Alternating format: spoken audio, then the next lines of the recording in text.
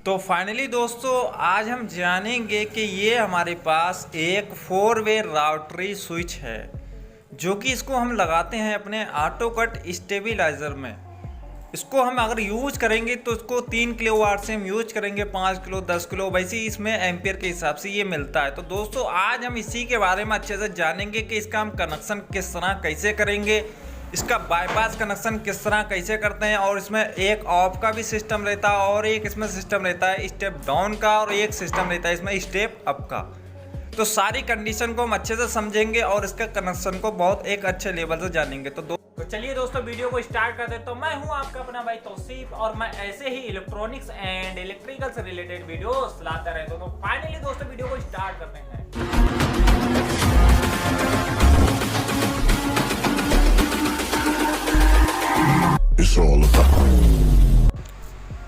तो दोस्तों जैसा कि इसको अगर हम देखें तो ये हमारे यहाँ पॉइंट 2, तो ये आपको एक बराबर ही नज़र आएंगे, जैसे कि ये 2 पॉइंट हैं, ठीक है, और फिर ये हैं 2 पॉइंट हमारे, और फिर ये हैं 2 पॉइंट, ठीक है, यानी कि 2 टर्मिनल ये हैं, फिर 2 टर्मिनल हमारे ये हैं इस तरीके से। और ये 2 जो टर्मिनल हैं ये बिल्कुल अलग दिख रहे हैं, तो यानी कि ये कॉमन है, ये कॉमन है, मतलब कि इसका और उसका कॉमन है, मतलब कि ये जो है आपके पॉइंट, मतलब कि अगर हम देखें तो यहाँ से और यहाँ से ये इसका है, ठीक है, ये तो इसका कॉमन हो गया, और जो यहाँ से और ये इसका कॉमन है, मतलब कि जो ऊपर वाली पत्ती है वो हमारे ऊपर वाले का टर्मिनल से कनेक्टेड रहता है, ठीक है, और जो नीचे वाली पत्ती है हमारी वो नीचे वाले टर्मिनल से कनेक्टेड रहता है। तो दोस्तों इस तरह ये होता है, ठीक है।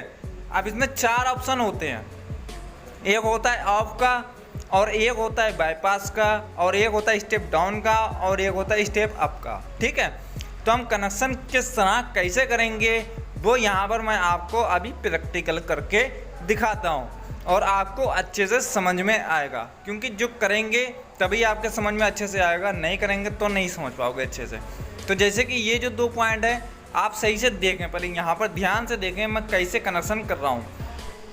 तो जैसे कि हम यहाँ पर कैसे करेंगे कनेक्शन, जैसे कि ये जो पॉइंट है हमारा, ये वाला टर्मिनल है, यहाँ पर हम क्या करेंगे, एक वायर से, मतलब कि एक वायर लेंगे और यहाँ पर जो है हम अच्छे से इसको टाइट कर देंगे, ठीक है। अब जी ये दूसरा वाला जो पॉइंट बचा है वायर का एक, तो हम इसको यहाँ पर इसको कनेक्टेड कर देंगे।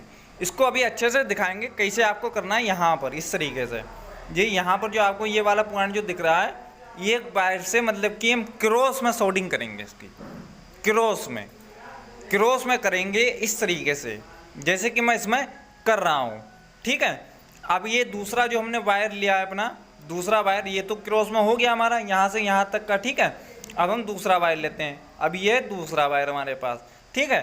तो अब इसको क्या करेंगे हम यहाँ पर, इसको यहाँ पर इस वाले पॉइंट पे, ठीक है, इस वाले पॉइंट पे क्या करेंगे हम इसको अच्छे से कनेक्ट कर देंगे यहाँ पर, ठीक है, अच्छे से टाइट कर देंगे ताकि हमारा ये वायर निकले ना दोबारा।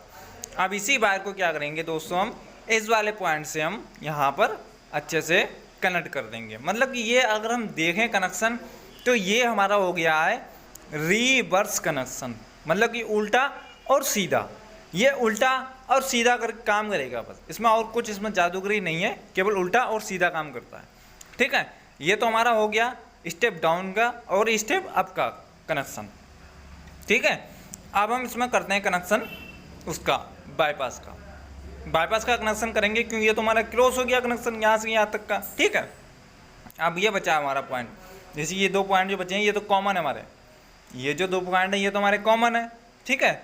अब इसमें क्या करेंगे, अगर हम बाईपास निकालेंगे तो हम इस पॉइंट से इस वाले पॉइंट से हम शॉर्ट कर देंगे, मतलब कि ये जो 2 पॉइंट है हमारे पास, ये वाले जो नीचे वाला और ऊपर वाला 2 पॉइंट हैं, ठीक है।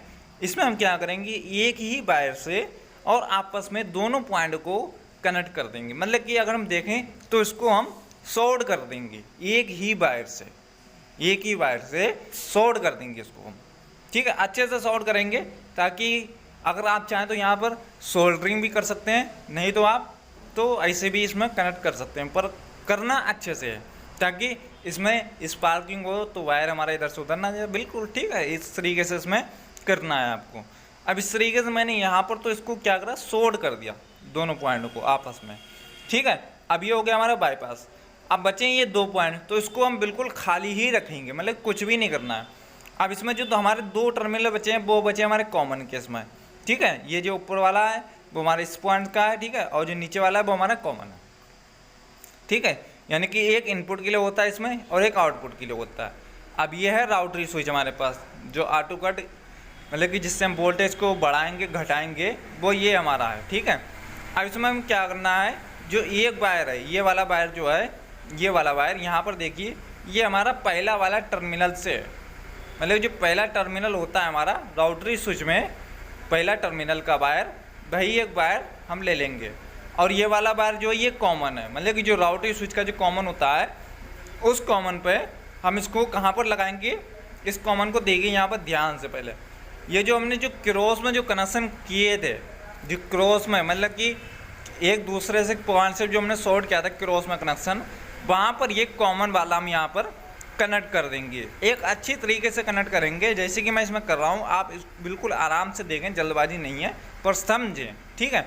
अब ये वाला जो वायर बचा है हमारा पहले टर्मिनल का, मतलब कि राउटरी स्विच का जो पहला वाला टर्मिनल है, यहाँ पर जो हमारी 300 वाली लूप लगी है, ठीक है। सिंगल फेज का है ना ट्रांसफार्मर, सिंगल फेज का स्टेबलाइजर ही बनना है तो सिंगल फेज ही है, ठीक है। तो ये जो है हमारा ये वायर, ठीक है, पहले वाले टर्मिनल का राउटरी स्विच से, ठीक है, इसको हम ऊपर वाले से लगा देंगे, यहाँ पर अच्छे से लगाएंगे यहाँ पर। जैसे कि ये तो हमारा नीचे वाले से हो गया, ठीक है, कनेक्टेड। अब ये जो वायर बचा है इसको हम ऊपर वाले से लगा देंगे, जो ऊपर वाला जो क्रॉस है सेटिंग, क्रॉस में जो कनेक्शन किया हमने ऊपर वाले टर्मिनल से, वहाँ पर इसको हम अच्छे से लगा देंगे, ठीक है। यहाँ पर हम इसको अच्छे से कनेक्ट करेंगे बेहतरीन लेवल से। आप चाहे तो यहाँ पर सोल्डिंग भी कर सकते हैं, हमें ज़रूरत नहीं है सोल्डिंग करने की, क्योंकि यहाँ पर जो है हमें वायर फंसाने के लिए एक पेच मिल जाता है इसमें लगाने के लिए, ठीक है। तो इस तरीके से अब यहाँ पर जो अगर हम देखें तो ये हमारे कनेक्शन हो चुके हैं।